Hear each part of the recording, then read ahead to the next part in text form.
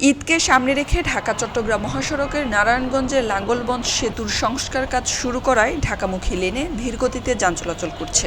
যানবাহনের চাপ বাড়ার সঙ্গে সঙ্গে মহাসড়কের বিভিন্ন অংশে থেমে থেমে যানজটের সৃষ্টি হয়। এতে চরম ভোগান্তিতে পড়েন যাত্রী ও চালকেরা।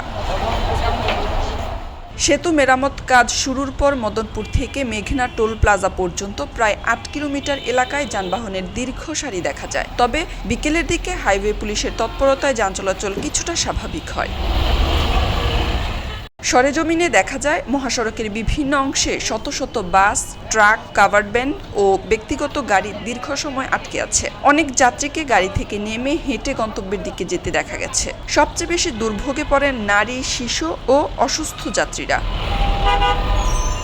দোয়েল পরিবহনের যাত্রী স্বর্ণা আক্তার বলেন, স্বাভাবিক সময়ে যেখানে 10 মিনিট লাগে সেখানে আজ 2.5 ঘন্টা ধরে যানজটে বসে আছি। অফিসে গুরুত্বপূর্ণ মিটিং ছিল, সময় মতো পৌঁছাতে পারিনি। আগে থেকে বিকল্প ব্যবস্থা নিলে দুর্ভোগ কমানো যেত। ঢাকাগামী ট্রাক চালক রিপন সরকার বলেন, কোন কারণে জামরা বাজার, কোন কারণে জামরা যায় এটাই মূলত বুঝতে পারি না।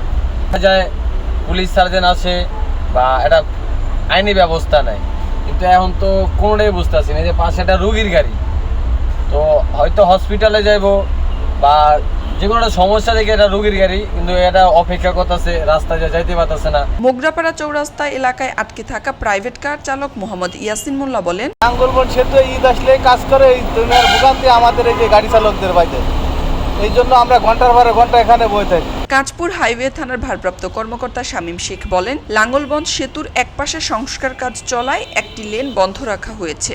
অন্য পাশ দিয়ে দুই দিকে যানবাহন চলাচল করায় ধীরগতি তৈরি হয়েছে। পরিস্থিতি নিয়ন্ত্রণে পুলিশ কাজ করছে। সড়ক ও জনপথ বিভাগের নির্বাহী প্রকৌশলী আব্দুর রহিম বলেন, ঈদকে সামনে রেখে সেতুর সংস্কার কাজ করা হচ্ছে।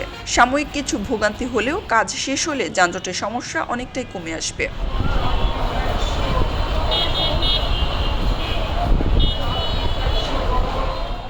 খবরের কাগজ, নিখাত, নির্ভীক, নিরপেক্ষ।